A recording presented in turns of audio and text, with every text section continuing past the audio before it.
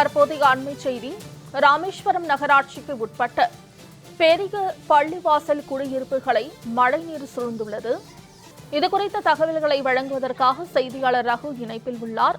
ரகு, குடியிருப்புகளை மழைநீர் சூழ்ந்துள்ளதால் மக்கள் எந்த அளவுக்கு பாதிக்கப்பட்டிருக்கிறாங்க? கூடுதல் விவரங்கள். கண்டிப்பாக மோனிஷா, டிட்வா புயல் காரணமாக ராமேஸ்வரம் தீவு பகுதி முழுவதும் கடந்த 2 தினங்களாக தொடர்ச்சியாக கனமழை பெய்து வந்தது. இதில் ராமேஸ்வரம், தங்கச்சிமடம், பாம்பன் ஆகிய பகுதிகளில் மழை நீர் தேங்கி மிகுந்த பாதிப்பை ஏற்படுத்தியது.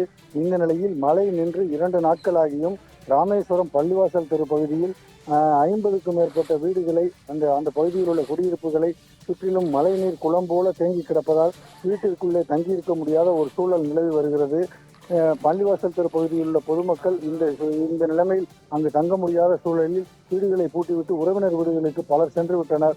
இந்த தங்களுடைய பகுதிகளில் தேங்கியுள்ள இந்த மழைநீர் கழிவு நீரோடு சேர்ந்து கடும் சுகாதார கேட்டை ஏற்படுத்தி வருவதால் உடனடியாக அந்த தேங்கியுள்ள மழை நீரை அகற்றுவதற்கு நகராட்சி நிர்வாகம் நடவடிக்கை எடுக்க வேண்டும் என அந்த பகுதி மக்கள் கேட்டுக்கொண்டுள்ளனர். மோனிஷா. ரகு, தகவல்களுக்கு நன்றி.